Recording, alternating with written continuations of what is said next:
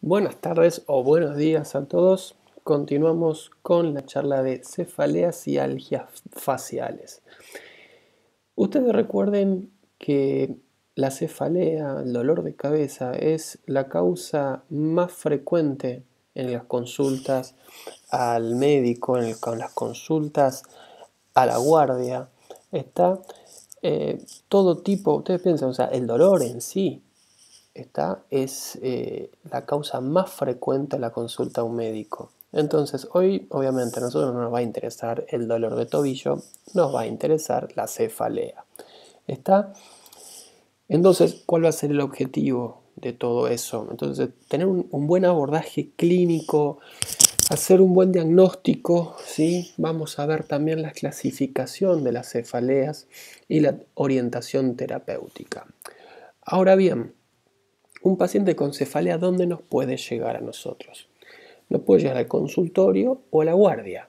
Está un paciente que puede estar consultando por primera vez o un paciente que ya viene consultando en varios lugares y que no encuentra respuesta. Entonces, o incluso un paciente que puede haber empezado ayer u hoy con la cefalea. ¿Está? Entonces, en primer término, cuando recibimos un paciente con cefalea, tenemos que empezar a tratar de orientar rápidamente, ¿sí? Y descartar varios puntos. Entonces, fíjense, un paciente que nos llega por primera vez, primero preguntas básicas, o sea, esto va a ser la anamnesis para pensar, porque hay un montón de factores que pueden producir cefaleas, o sea, todas las cefaleas secundarias, y nosotros vamos a querer diferenciar de las cefaleas primarias. Entonces, ¿qué dos preguntas importantes? ¿Está originado esto? ¿Este dolor de cabeza viene después de un trauma, después de un traumatismo encefalocraniano, después de un TEC, ¿sí? ¿O no? Si fuera en caso de un antecedente traumático, sí, la pregunta siguiente sería, bueno, ¿es algo reciente o es algo que ya lleva más de 15 días o más? ¿Sí? En caso de ser reciente, o sea, ayer u hoy, ¿fue un traumatismo de cráneo? ¿Fue con pérdida de conciencia o fue sin pérdida de conciencia? ¿Sí? Acá la flecha no corresponde, es un error, pero eh, cuando ocurre un traumatismo con pérdida de conocimiento sí tiene indicación de tomografía. Obviamente no nos vamos a poner a hilar fino en este momento de qué podrían ser los diagnósticos diferenciales. Está en el caso de un paciente, que estos generalmente pueden ser pacientes añosos, ¿sí? Un traumatismo, sí, por ahí necesito una tomografía pensando en un hematoma subdural crónico. Todo esto obviamente es charla de mañana, ¿sí? Pero por lo menos acá ya estamos sacando una de las posibles etiologías. En caso de no ser traumática la cefalea de la que tiene nuestro paciente, y bueno, empezamos a hacer preguntas, empezamos a preguntar puntualmente a ver si tiene un síndrome meningio, que también lo veremos, si tiene cefalea, le molesta la luz, si tiene rigidez de nuca, si tuvo fiebre o no tiene fiebre, porque nos dan dos posibles pensamientos, una meningitis viral bacteriana de cualquier índole o una hemorragia subaracnoidea. Ahí va a haber otros detalles, pero para ir pensando así rápidamente. Un caso frecuente, ¿sí?, de cefalea es la sinusitis, que simplemente con una placa se resuelve y además hay que tocar los puntos del orificio supraorbitario por donde sale la rama oftálmica del trigémino. Ahí hay que apretar suavemente y a veces se logra reproducir el dolor cuando estamos en presencia de una sinusitis frontal. ¿Sí? Con una radiografía, con una frontonasoplaca, ya resolvimos este problema. Hay veces donde los pacientes vienen con antecedentes oncológicos, ¿está? Y estos pacientes, obviamente, aparición de una cefalea, vamos a tener que estudiar esto, ¿sí? También ocurre que los pacientes vienen con crisis hipertensivas y esto también puede llegar a causar cefaleas, ¿sí? O también pacientes que en el pasado o recientemente han sido operados, ¿sí? Y una manifestación también puede ser una cefalea en presencia de una infección, en presencia de una irritación meningia por un resto de sangre de la cirugía. Son múltiples las causas que podrían producir cefalea. Pero digamos, obviamente tiene un antecedente quirúrgico previo y bueno, uno empieza a pensar esto, no se va a todo el resto. Está el famoso dicho, si escucho cascos, pienso primero en caballos, sino en cebras cuadriculadas de color verde. ¿Está claro? Entonces, sí, estas nos van a llamar a realizarle una tomografía. Otro dato importante, toma medicación, drogas, estuvo suspendiendo últimamente algún tipo de medicación, ¿no? O sea, tenemos toda respuesta negativa y bueno, ahí ya empezamos a posicionarnos ante una cefalea primaria. Entonces, bien, vamos a hablar un poco hoy de las cefaleas, ¿sí?, primarias y los síndromes y los diagnósticos diferenciales que tenemos. ¿Cómo se aborda una cefalea? Bien, ¿qué empezamos a preguntarle al paciente que viene con una cefalea? Que ya descartamos todo el resto, ¿está claro? Acá estamos en presencia ahora de un paciente que estamos pensando en algún tipo de cefalea. Entonces, le vamos a preguntar sobre el inicio, sobre si hay una mayor intensidad rápida o lenta y la propagación, ¿sí? En cuanto a la localización, vamos a preguntarle si es holocraniano, o sea, toda la cabeza, si es solo la mitad, o sea, hemicraniana, si es frontal, si es temporal, si es parieto-occipital, si es retroocular, ¿sí? El tiempo de comienzo, cuánto dura, ¿sí? Y si se repite esta cefalea, porque por ahí es un paciente que dice, como me pasó con un paciente recientemente, hace un año que me duele la cabeza, terminó siendo un tumor, pero hay pacientes que uno no se espera, o sea, los pacientes, como siempre decimos con Sebastián, los pacientes no leen los libros, ¿está? Entonces, incluso tardan muchísimo a veces en consultar. Entonces se van a encontrar un montón de cosas a lo largo de su práctica médica. ¿Está? Entonces, el tiempo de una cefalea es el tiempo de comienzo, la frecuencia en la que se dan las crisis de dolor y cuánto dura cada crisis de dolor. Entonces, van a ver que hay cefaleas que son regulares, van a ver que tienen cambios de frecuencias, van a ver que pueden ser estacionales, pueden haber intervalos libres justamente. Y la forma de presentación, si tiene relación, por ejemplo, las mujeres con el periodo menstrual, ¿está claro? Si la intensidad llega rápido o no, ¿está claro? Si el dolor empieza y va aumentando lentamente, ¿está? Otra de las cosas que vamos a preguntar es las características del dolor, si hay, o sea, si es pulsátil, si es opresiva, si es en puntadas, ¿sí? Si tiene una relación con alguna actividad. Hay pacientes que hacer deporte les genera dolor de cabeza, ¿sí? O, como dijimos antes, sí, dolores en los ciclos menstruales con las chicas, ¿está? También vamos a preguntarle si hay algún síntoma asociado, si hay fotofobia, ¿sí? O sea, molestia de la luz, si hay sonofobia, si molestan los sonidos, si hay náusea, si hay un ojo rojo, obstrucción nasal, lagrimeo, ¿está? Cualquier otro síntoma. También vamos a preguntar si hay factores que precipiten estos dolores o, en su efecto, que lo agraven, ¿sí?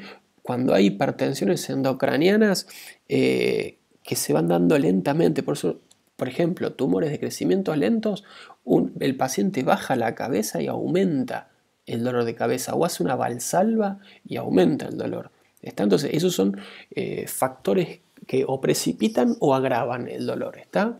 También puede haber factores ambientales o puede haber comidas o bebidas. Hay pacientes que con el chocolate pueden tener, con las catecolaminas pueden tener un aumento, ¿sí?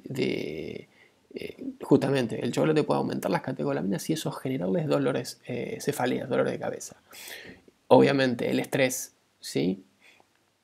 Y algunos movimientos. Entonces, bien, tenemos que hacer un examen clínico. Entonces, clínico neurológico, está claro, pero vamos con los factores clínicos que pueden estar afectando a la cefalea. La tensión arterial es una. Pacientes con hipertensión suelen quejarse de cefalea, está claro, y uno les baja la presión arterial, ¿sí? Y de esa manera se les calma la cefalea. ¿Está? La temperatura también, por la vasodilatación, puede producir cefalea, la fiebre puede dar cefalea.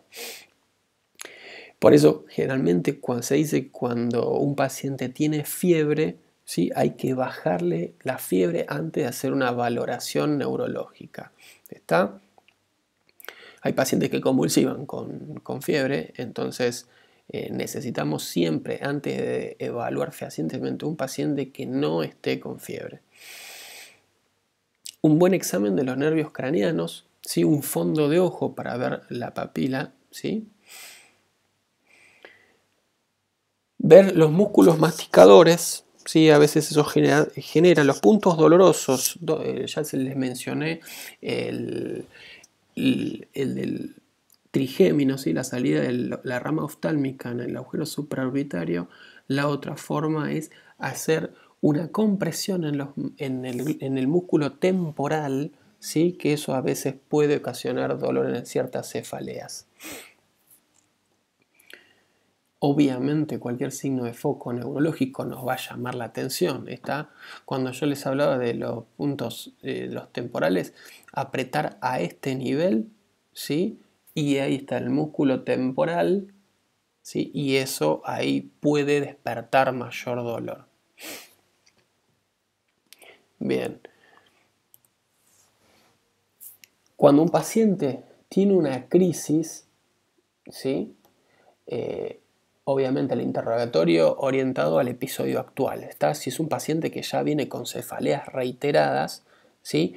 Hay que hacer justamente y volver a preguntar. Hay casos, como vamos a ver más adelante, que son diferentes las crisis. ¿Está? Y sabemos que es un paciente, por ejemplo, migrañoso y que vuelve con una crisis. Pero esto puede confundirse y puede un paciente estar sufriendo algún otro algún otro problema, alguna otra patología.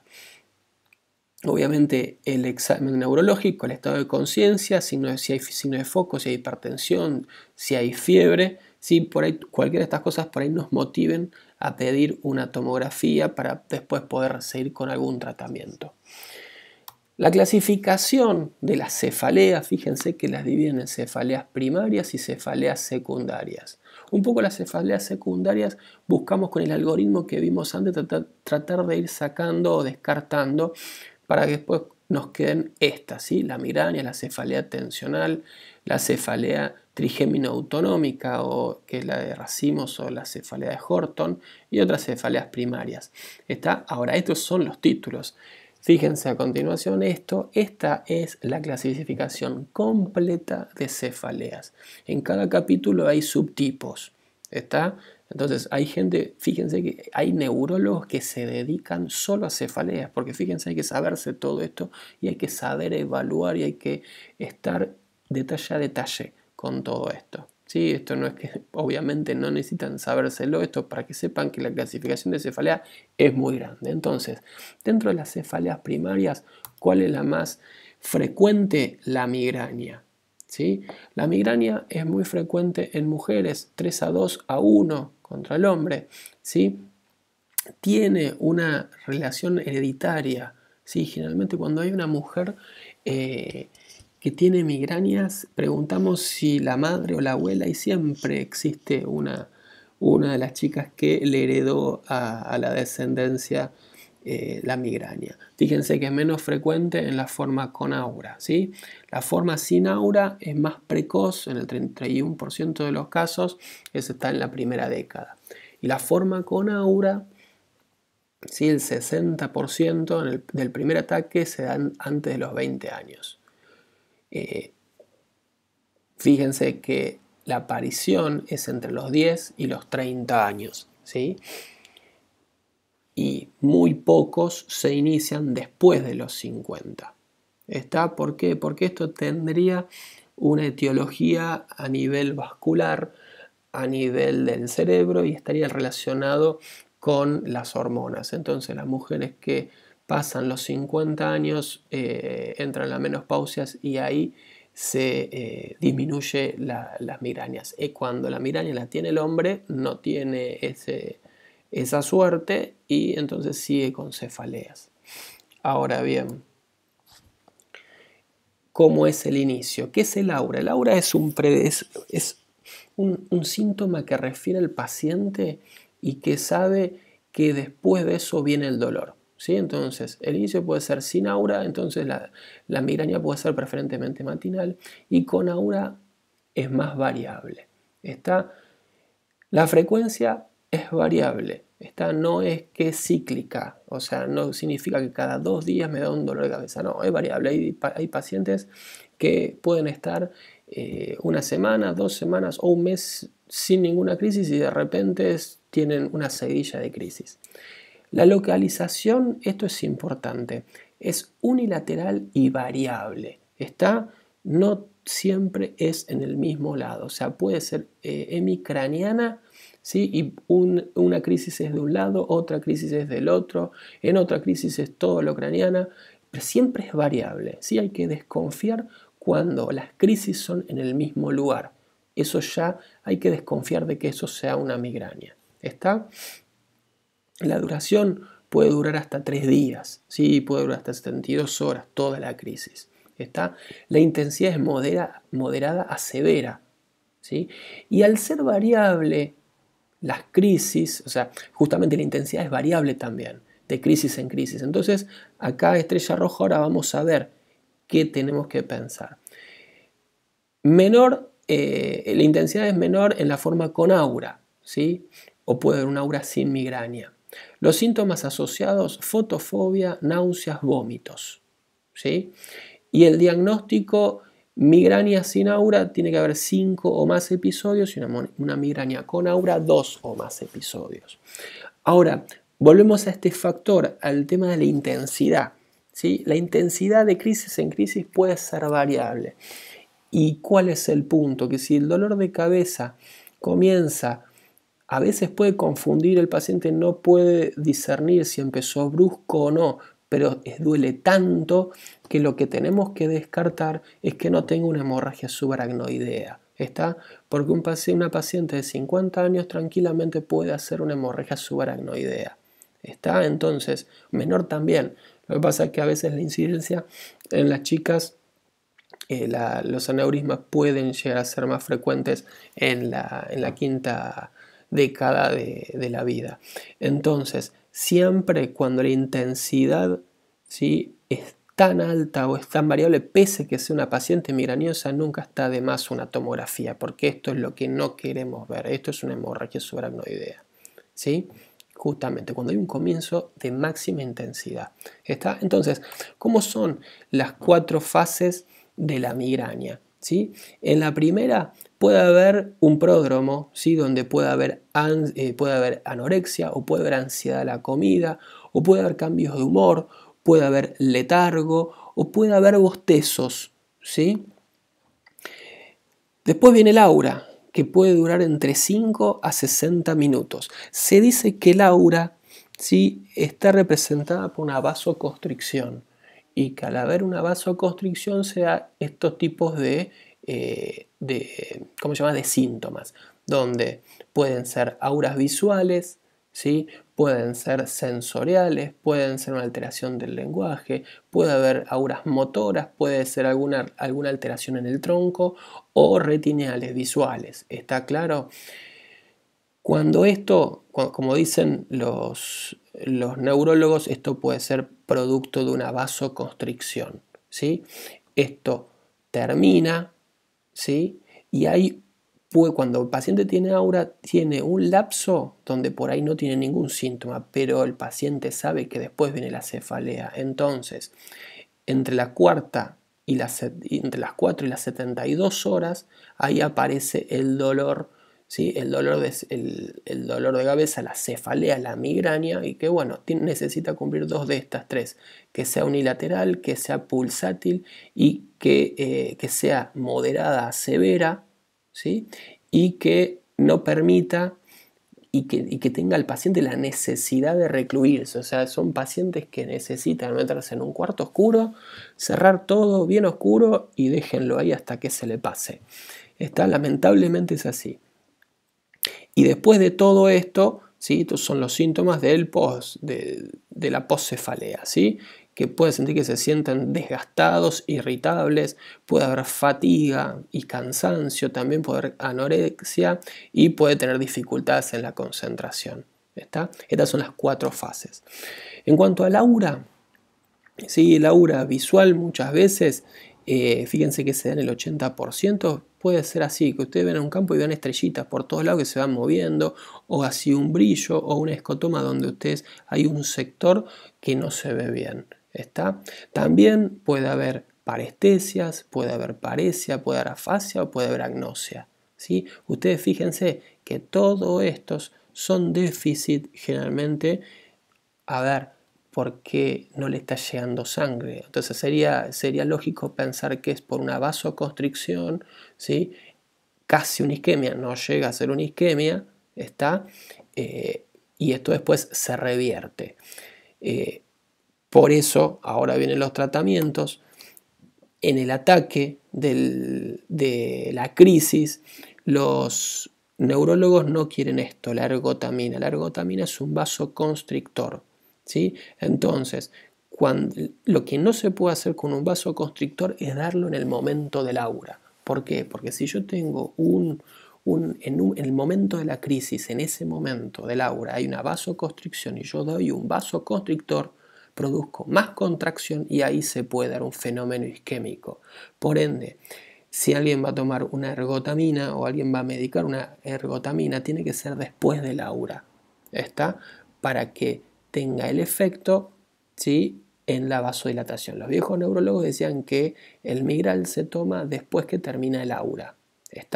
Pero bien, fíjense todo el listado de medicación que se puede utilizar: la aspirina, paracetamol, naproxeno, los antieméticos, ¿sí? La metoclopramida, domperidona, y estos son los abortivos de última generación, los triptanes, ¿sí? El sumatriptán, narpatriptán y el solmitriptán. Estos son los que hoy en día se están indicando para abortar una crisis, ¿sí?, para el ataque. Y después toda esta medicación es la medicación que se toma crónica para poder, ¿sí?, hacer que no vengan las crisis, ¿sí? Hoy están tomando los topiramatos, hoy se está indicando el topiramato principalmente. La pregabalina se la están dando a todo el mundo. No conozco pacientes migrañosos que estén con pregabalina. Ahora sí el topiramato. El topiramato es una de las medicaciones de base asociadas con los triptanes en el momento de la crisis. ¿Está? Bien. Otro tipo de cefalea es la cefalea tensional. Y acá con este gráfico de este preparado es lo que quiero que les quede. La cefalea tensional es secundaria a la contractura de los músculos del cráneo. Por eso, cuando nosotros tenemos un paciente, tenemos que tocarlo. Entonces, tenemos que comprimirle con la yema de los dedos, apretamos en la región temporal, en la región occipital, buscando a ver si podemos producir el dolor, ¿sí? Fíjense que la cefalea tensional es progresiva, es variable, es bilateral, ¿sí? Tiene un dolor a la palpación del músculo cráneo, es típico esto, ¿sí? Doctor, me duele el cráneo, ustedes van con el dedo, le tocan, después lo va a odiar porque le va a seguir doliendo, pero fíjense que ustedes tocan y les duele. Entonces es una contractura muscular y eso hay que tratarlo con AINES simples, ¿sí?, que van a desinflamar todo eso y bajar ese dolor. La intensidad es leve a moderada, no son cefaleas como la migraña que lo vaya a voltear a uno y que lo dejen tirado en un cuarto tratando que se vaya la crisis. El dolor es opresivo porque justamente la contractura del músculo oprime, ¿sí?, las terminaciones nerviosas, entonces la sensación es esa. Puede tener síntomas asociados, fotofobia, náuseas, pero la verdad que leves, solo una. Generalmente no hay náuseas repetidas ni vómitos. Fíjense que la dosis de ataque, o sea, la medicación de ataque es el ibuprofeno, naproxeno, AINES comunes, ¿sí? Y preventivos, y acá ya entran en antidepresivos tricíclicos, o sea, hay que estar pensando ya que estos pacientes tienen una predisposición a contracturarse todas y que van a producir la cefalea. Entonces, bueno, esto es cuando estas crisis se dan muy repetidas, ¿sí? Otro tipo de cefalea es la cefalea en racimo, ¿sí? O la vegetativa o cefalea de Horton, ¿sí?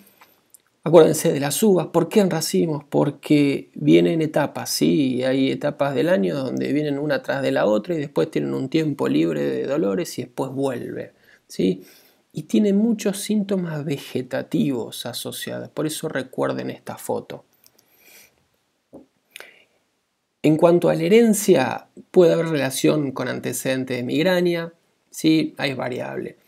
Puede haber una crisis cada 2 días o puede haber 8 crisis por día. Fíjense todo lo que puede hacer, ¿sí? Y los picos, el pico de aparición es entre los 20 y los 35 años. Esta imagen es típica, es un dolor retroocular y el paciente viene con toda la mano apoyada en la cara. ¿Sí? Entonces esto es diagnóstico diferencial para otro tipo de algia facial que ahora la vamos a ver, pero fíjense, la mano que está apoyada, tocándose, tratando de agarrarse el ojo, tratando de arrancárselo porque el dolor lo tiene atrás del ojo. ¿Está? Tiene una distribución estacional, eso que se los mencionaba también, ¿sí? Y tiende a desaparecer entre los 60 y los 65 años. Es más frecuente, fíjense, en el hombre. ¿Sí? Acá las chicas se vengan y este dolor es más para nosotros. La ubicación generalmente es unilateral, es retroocular y puede obviamente irradiar al frontal, temporal o occipital. La cronología, un inicio progresivo, periodo de cefalea agrupada, ¿sí? Periodos de cefaleas y calma. Cefalea, calma, cefalea, calma. Por eso es en racimo. La duración de 1 a 4 o 5 horas. ¿Está? Y los racimos pueden ser de 2 semanas a 3 meses. ¿Estamos? Síntomas asociados, todo lo que acuérdense de la foto, ¿sí? El lagrimeo, inyección conjuntival, obstrucción nasal y la angustia, el desasosiego. ¿Cuáles los tratamientos? También están los triptanes, la ergotamina y la inhalación de oxígeno también. Los preventivos, fíjense que cambia la medicación, hay verapamilo, litio, corticoides puede llegar a usarse, pero el topiramato también está dentro de las herramientas. Hay otro tipo que es la hemicrania crónica paroxística, ¿sí? Donde es más frecuente en mujeres, puede ser súbito, puede ser breve y varias crisis por día, mayor de 5 por día. ¿Sí? Puede ser ocular o retroocular. Y los síntomas asociados también como la de racimo, pero no tiene así áreas, no tiene los racimos. Son, como bien dice, su nombre es paroxístico, de repente. ¿Está claro? El tratamiento, y fíjense acá, tenemos uno solo, la indometacina. Digamos que con el tratamiento terminamos de hacer el diagnóstico. ¿Sí? Se vio que esta cefalea calma con este AINE. ¿Está? Entonces, digamos que se hace la prueba terapéutica cuando cumple un poco todo esto. ¿Está? O sea, es parecida a la del racimo, pero no llega a tener toda esa estacionalidad y ese agrupamiento en racimos. ¿Está claro? Bien. En cuanto a los dolores faciales, sí, también esto puede pasar que nos vengan a ver por consultorio y por urgencia. El tema es que este generalmente es un dolor que viene por la guardia porque es insoportable. Comienza consultando el paciente por la guardia y después va de consultorio en consultorio tratando que se le pase. La neuralgia del trigémino justamente es una irritación, ¿sí?, del nervio trigémino y es como el paciente lo va a describir justamente describiendo el territorio de la rama que esté afectada. Las ramas más afectadas más frecuentemente es la segunda, después la tercera y por último la primera. Y a veces puede darse que estén asociadas la segunda rama y la primera rama. ¿Está? Ahora, no es esta imagen. La estuve buscando y no encontré. El paciente que viene en neuralgia del trigémino viene con la cara quieta y con la mano delante de la cara para que nadie le toque ni nadie le estimule. Los pacientes, uno le puede tocar el bordecito suavemente de la nariz y despertarle un dolor que es como si fuera un puñal clavado. ¿Está claro? El paciente a veces no se puede lavar los dientes, no se puede afeitar, no puede comer porque el momento que mueve y muerde de ese lado le dispara el dolor. Obviamente el diagnóstico diferencial que tenemos que hacer, si yo les estoy hablando de morder, es que no tenga ninguna pieza dentaria enferma. Estos pacientes sí o sí necesitan ir al odontólogo y descartar cualquier patología dentaria. En segundo término, si eso no ocurre, bueno, se empieza con la medicación para tratar también de hacer diagnóstico. Fíjense, característica del dolor, ese acceso al dolor es súbito, es unilateral, es breve, es intenso y el territorio es el trigeminal. Territorio de B1, territorio de B2 y territorio de B3. ¿Está claro? Entonces, fíjense que, justamente todo el aspecto dentario, todo esto va a estar estimulado, ¿sí?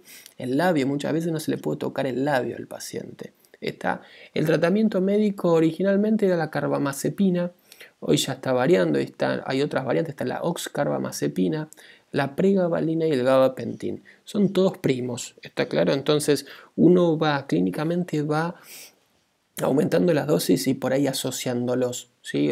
Uno puede llegar hasta 1200 de Tegretol, que es la carbamazepina, después empezar a bajarlo para darle oxcarbamazepina o después agregarle pregabalina o gabapentin. Acá tienen las dosis máximas, pero estas drogas se tienen que probar, no podemos empezar por otro tratamiento que no sea este. Después de esto, cuando el paciente se hace refractario a todo esto, bueno, ahí hablamos de qué es lo que hay que hacer. ¿Cuál es la causa de este dolor? Hoy en día se le pide a estos pacientes una angioresonancia, una angiotomografía, porque creemos que a la altura del nervio, antes de llegar al ganglio de Gasser, hay alguna arteria que está haciendo una compresión neurovascular. O sea, el latido de la arteria le pega al nervio, de esa manera se desmieliniza el nervio y ahí es donde se generaría el dolor. ¿Sí? Dependiendo en qué área del nervio le toque, va a ser una neuralgia o de la primera raíz, de la primera rama, de la segunda o la tercera o asociada. Entonces, con lo que les estoy contando, la descompresión neurovascular resolvería el problema. Ahora, ¿qué pasa? Es una gran cirugía donde tenemos que hacer un abordaje suboccipital, donde tenemos que hacer como si fuera una cirugía de un tumor de ángulo pontocerebeloso, que ya van a saber qué es eso. Y en ese caso es una cirugía muy riesgosa. Pero también tenemos otros dos tratamientos que podemos hacer cuando esto se hace refractario. Uno es la neurolisis transoval. Esta es una aguja que hemos puesto a través del foramen oval y la paramos acá, cerca del borde de la lámina cuadrilátera del occipital. Y el peñasco, este es el peñasco, está la lámina, aquí es donde orientamos la aguja. Si queremos hacer el tratamiento de la tercera rama, 5 milímetros para adelante. Si quisiéramos hacer el de la segunda rama, perdón, el de la primera rama, 5 milímetros más arriba. Si no, acá y acá estaríamos haciendo el tratamiento de la segunda rama. ¿Qué es lo que se hace? Radiofrecuencia. La radiofrecuencia es todo un tipo de corriente que lo que va a generar, ¿sí?, es calor en la punta. Entonces se va a producir una quemadura de 5 milímetros de espesor, de diámetro, ¿sí? Y eso, pero ¿qué pasa? No es una quemadura a 100 grados, no. La quemadura es a 60 grados. ¿Por qué? Porque las fibras que llevan el dolor son amielínicas. Entonces, esas fibras amielínicas a 60 grados se lesionan, mientras que las fibras mielínicas que llevan la sensibilidad no se lesionan. Entonces, pasado este procedimiento, el paciente sale de quirófano sin dolor, ¿sí?, y con la sensibilidad conservada. otro de los procedimientos. Lo que sí, a ver, este procedimiento sí se lo hacemos cuando tenemos una neuralgia del trigémino del segundo o de la tercera rama, no de la oftálmica. Y lo que tenemos, a ver si podemos verlo, el otro procedimiento es la balonización. Se pone una misma aguja, ¿sí? Y un balón que se infla ahí. Vamos a ver. Ahí ustedes van a ver, fíjense cómo se infla ahí el balón. Y lo que va a simular, fíjense y compárenlo con la pera. Miren, se está formando la pera. ¿Lo ven ahí? La parte finita de la pera y la parte ancha. ¿Qué hicimos con esto? Hicimos la balonización del ganglio de Gasser. Y lo que inflamos es un balón dentro de la fosa de Gasser. ¿Y qué estamos haciendo? Apretando el nervio, ¿sí? Al apretarlo un minuto, ¿sí? Lo dejamos tonto. Y también hacemos que no lo estamos lesionando irreversiblemente, pero sí hacemos de que esas fibras amínicas también dejen de transmitir. Entonces el paciente de acá sale, ¿sí?, sin dolor. Este procedimiento es el que hacemos cuando la neuralgia del trigémino, ¿sí?, afecta al, ¿cómo se llama?, al primer par. Sí, perdón, al B1, a la rama oftálmica. Entonces, fíjense, la forma de perita, como esta, está mostrando que acá está el ganglio de Gasser, o sea, rellena la fosa, porque acuérdense, el ganglio de Gasser está en la fosita que tiene un desdoblamiento de la dura madre. Entonces, tiene un techo de dura madre y un piso de dura madre. ¿Y qué forma le queda? Le queda esto. Esto que nosotros vemos acá es la salida de la fosita de Gasser hacia la cisterna prepeduncular. ¿Está? Entonces, uno busca con la punción inflar esta pera. ¿Está? Bien. Por último, el tratamiento quirúrgico que yo les mencioné antes, ¿sí?, es la descompresiva neurovascular. Si este es el trigémino y esta es la arteria que lo estaba comprimiendo y que le producía el latido, ponemos una prótesis de Gore-Tex, o sea, lo que usan los cirujanos vasculares para las prótesis vasculares, sacamos un pedacito de ahí y lo que hacemos es separarlo, se apoya y nada más, ¿sí? Por último, otros dolores, tenemos la neuralgia del trigémino atípica que se puede dar por un herpes zóster, ¿sí? El herpes zóster lo que va a hacer es justamente el ganglio, se va a posar en el ganglio, lo lesiona y genera una neuralgia. Las neuralgias atípicas también son consideradas cuando hay alteraciones sensitivas y pueden estar dadas por tumores que están comprimiendo el nervio. ¿Está? Otra neuralgia es la auriculotemporal, si es el dolor retroocular, y también la arteritis temporal, patología reumática, ¿está?, que esto también puede generar cefalea. La neuralgia del glosofaringio es más difícil, ¿sí?, de ubicar porque hay que recordar el recorrido del glosofaringio. Entonces puede tener una manifestación, ¿sí?, a nivel tonsilar, a nivel de la amígdala. Puede ser dolor, puede ser breve, ¿sí?, en la ubicación de la faringe. Y por la rama timpánica también puede tener un dolor a nivel auricular.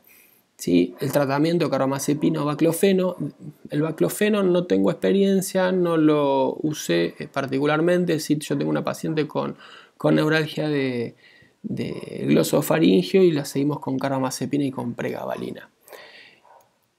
Y último de los síndromes, el de Ramsay-Hunt, es un herpes zóster que también produce dolor, ¿sí?, y la manifestación son las vesículas en el conducto auditivo externo, y esto es una afección del nervio facial, o sea, no va a haber dolor en la cara, pero sí va a haber una hemiparesia facial. ¿Está? Entonces, hemiparesia facial más dolor en el conducto auditivo externo, porque esta es la rama sensitiva del nervio facial, ¿sí?, a través justamente de una de sus ramas y las anastomosis con el resto de los pares. ¿Está? Por un compromiso del ganglio geniculado. ¿Está? Espero que haya quedado claro, ¿sí? De todas maneras, siempre vamos a seguir hablando de cefaleas, de las primarias, de las secundarias, ¿sí?, porque siempre va a ser un diagnóstico un diagnóstico diferencial de los pacientes que veamos, ¿sí? Muy bien, nos vemos mañana.